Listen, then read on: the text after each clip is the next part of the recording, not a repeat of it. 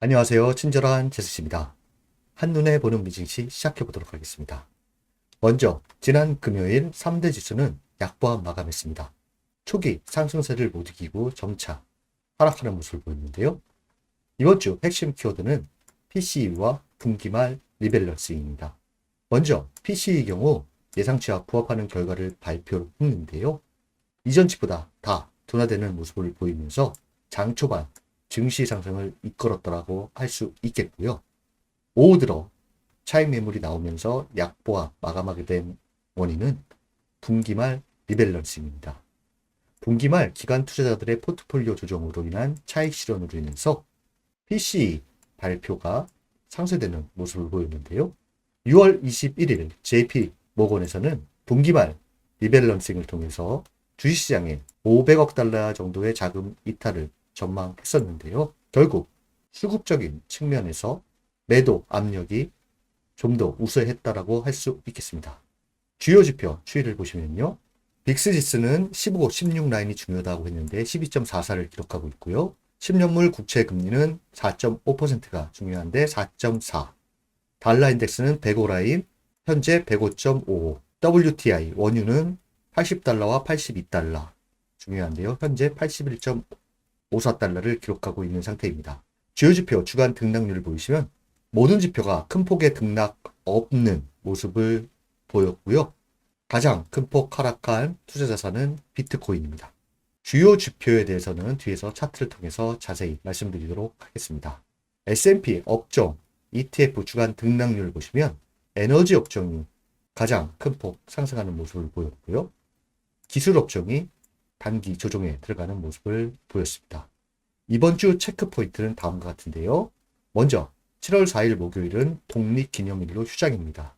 전날인 3일 수요일에도 오후 1시에 조기 폐장하는 반쪽장이 열리게 되는데요. 이번 주 가장 중요한 재료는 고용보고서라 할 수 있겠습니다. 5일 금요일 발표가 되는데요. 고용보고서 발표 전에도 고용 관련 지표들이 발표되기 때문에 시장에서 관심을 가질 것으로 보이는데요.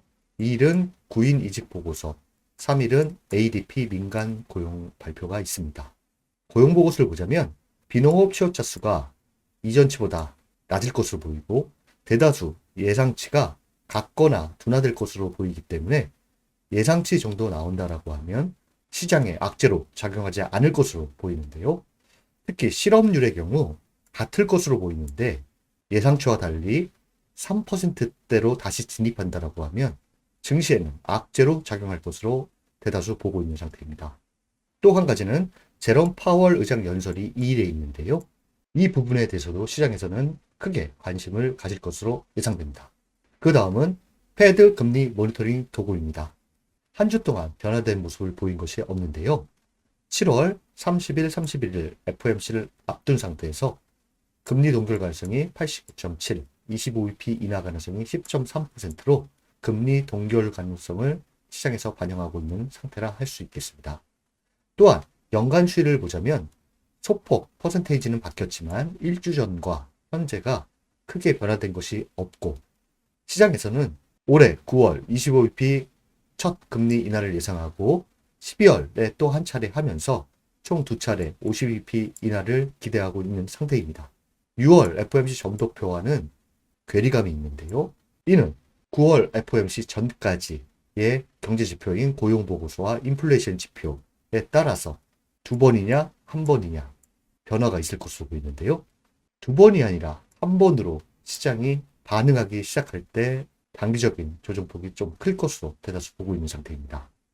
그 다음은 미국 차트 분석가 의견을 갖고 왔는데요. 4월이 아니라 6월 22일 메시지입니다.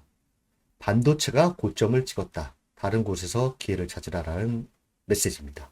한 미 차트 분석가의 의견이니 참고 정도 하시면 좋을 것으로 보입니다. 메시지를 보시면 이와 같은 차트를 갖고 오면서 다우존스 US 반도체 지수 단기 고점 신호가 나왔다. 위는 PPO라는 보조지표고요. 그 다음에 평균보다 높은 거래량을 제시하고 아래는 RSI를 제시하고 있습니다. 갭 상승과 긴 상승 추세 후 반전 캔들을 동반하는 매우 많은 거래량은 일반적으로 매수세 소진과 공격적인 매도세의 신호이다. 과거에도 평균 이상의 거래량과 하락 반전 캔들, 최근에도 평균 이상의 거래량과 하락 반전 캔들 패턴이 나왔기 때문에 차트로 분석했을 경우에는 단기 조정이 불가피해 보인다. 이렇게 해석을 하고 있습니다. 또한 보조지표에서도 매도 신호가 나오고 이 캔들 패턴은 우리가 말하는 하락 장악형과 유사한 캔들 패턴이라 할 수 있겠는데요. 6월 22일 메시지이기 때문에 현재 어떤 모습인지 잠시 보여드리면 이와 같습니다. 이분 말대로 단기 조정은 현재 이루어지고 있는 상태라 할 수 있겠는데요. 이분의 기술적 예상이 맞으려면 첫 번째 20일 이평선의 확실한 이탈 체크하면 좋을 것 같고요. RSI가 50 아래로 내려가는 것을 체크하면 좋을 것으로 보입니다. 20일 이평선의 지지가 형성되고 반등을 한다라고 하면 이분의 예상이 어긋날 수 있다. 기술적으로 판단해도 좋을 것으로 생각됩니다. 그 다음은 S&P 500 대비 반도체 업종 상대적 수익률을 갖고 오면서 이야기를 하고 있는데요. 앞서 말한 기술적 데이터를 기반으로 가능한 하락을 뒷받침하는 지난 12년간 계절성 차트는 다음과 같다. 이 계절성 차트를 살펴보면 반도체 업종은 각 분기에 2개월차의 좋은 성과를 내는 패턴을 볼 수 있다.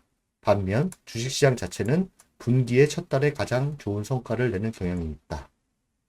이와 같은 계절성 차트를 갖고 오면서 지난 12년간의 반도체 업종의 상대적 수익률을 제시하고 있습니다. 분기별 월 단위 반도체 업종의 S&P 500 상대적인 성과는 1개월 차에는 S&P 500 지수보다 낮은 수익률을 보였고요. 2개월 차는 큰 폭, 상대적으로 높은 수익률, 3개월 차도 소폭 높은 수익률을 보였다는 것을 말하고 있습니다. 앞에 차트뿐만 아니라 계절성으로 보더라도 분기의 첫 달인 7월은 S&P 500 지수 대비 낮은 성과를 보였다는 것을 말하고 있습니다. 그러면서 이분께서는 또 엔비디아의 2013년 이후 개별적 실적을 말하고 있는데요. 분기 중 두 번째 달에 강력한 반도체 실적을 기록하는 이유는 엔비디아가 일반적으로 분기 두 번째 달에 실적 발표를 하기 때문이다. 예를 들어 엔비디아는 8월 21일 실적 발표를 한다. 나는 분기 첫 달 동안 좋은 성과를 내는 강점을 보여주는 업종에 초점을 맞출 것이다. 반도체의 대장주인 엔비디아가 분기 월 단위로 볼 때 2개월 차에 실적을 발표하기 때문에 이때 반도체 업종의 상승률이 높다. 기술적으로나 계절성을 봤을 때 대표 지수 대비 초과 수익률을 내지 못하는 경우가 많기 때문에 반도체 업종보다는 다른 업종의 기업을 찾을 것이다. 이와 같은 이야기를 하고 있는데요. 현재 강세장이 끝나지 않을 것이라고 굳게 믿는다. 반도체가 약해지면 다른 업종이 대신할 것이다. 지난 20년 동안 분기의 첫 달 거의 모든 수익을 창출한 업종에 집중할 것이다. 기술적 분석과 계절성이라는 통계를 통해서 분석한 리포트인데요. 약간 스윙 투자 관점에서 종목, 포트폴리오를 이야기하는 것으로 생각됩니다. 참고 정도 하시면 좋을 것으로 생각됩니다. 바로 필라델피아 반도체 지수를 보시면 현재 20일 이평선의 지지력 테스트에 있는 과정에 있습니다. 이 차트를 자세히 보시면 이와 같은데요. 20일 이평선의 지지력 테스트가 중요하고요. 필라델피아 반도체 지수뿐만 아니라 엔비디아 차트를 보시면 역시 20일 이평선의 지지력 테스트에 있는데요. RSI의 경우 과매수권에서 70을 하향 이탈할 때 20일 이평선을 지지받고 다시 치고 올라가는 모습을 보일지 아니면 이와 같이 기간 조정이 지속되는 모습을 보일지가 중요하다고 할 수 있겠습니다. 그 다음은 시작에서 주목하는 것들입니다. 먼저 10년물 국채 수익률 보시면 제가 3개 단위를 나눴는데요. 4%, 4.33%, 4.5%였습니다. 현재 4.34%를 기록하고 있는데요. 200일 이평선의 저항속이 있습니다. 향후 4.5%를 돌파한다라고 하면 금리 인하 기대감의 큰 폭, 후퇴라고 생각하셔도 무리가 없어 보이고요.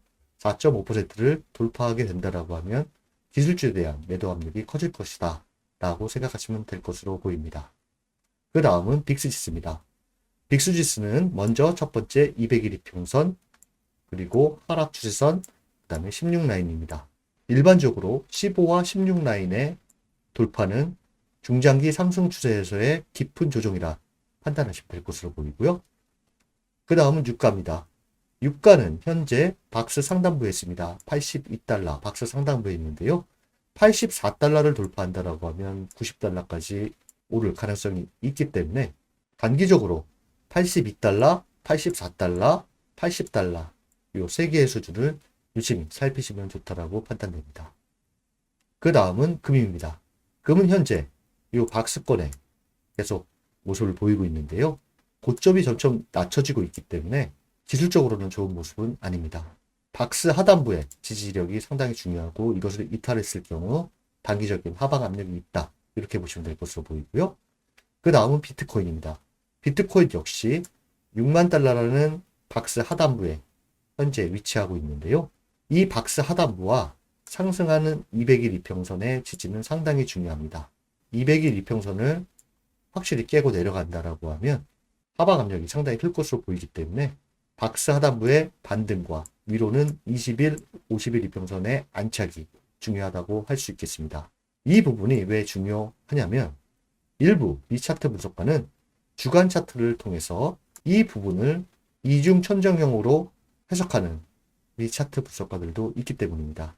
일간 차트상 200일 이평선의 이탈은 이중 천정형의 완성으로 보기 때문에 하락이 가속화될 것이라고 보는 의견입니다. 제가 대표 지수 차트는 오늘 가져오지 않았는데요. 3대 지수 모두 20일 이평선 기준으로 지지 형성 시 견고한 모습, 이탈 시 중장기 상승 추세 내에서의 좀 더 깊은 조정, 이렇게 판단하시면 될 것으로 보입니다. 지난 한 주 우리 증시는 방향성 없는 횡보의 한 주를 보였는데요. 이번 한 주는 금요일 발표될 고용보고서, 그리고 고용보고서 발표 전에 있을 고용 관련 지표에 시장은 민감하게 반응할 것으로 예상됩니다. 현재는 종목 장세가 이어지고 있는 상태이기 때문에 좋은 종목 잘 선정하셔서 좋은 성과 내시기를 기원합니다. 이번 한 주도 여러분들을 응원합니다. 감사합니다.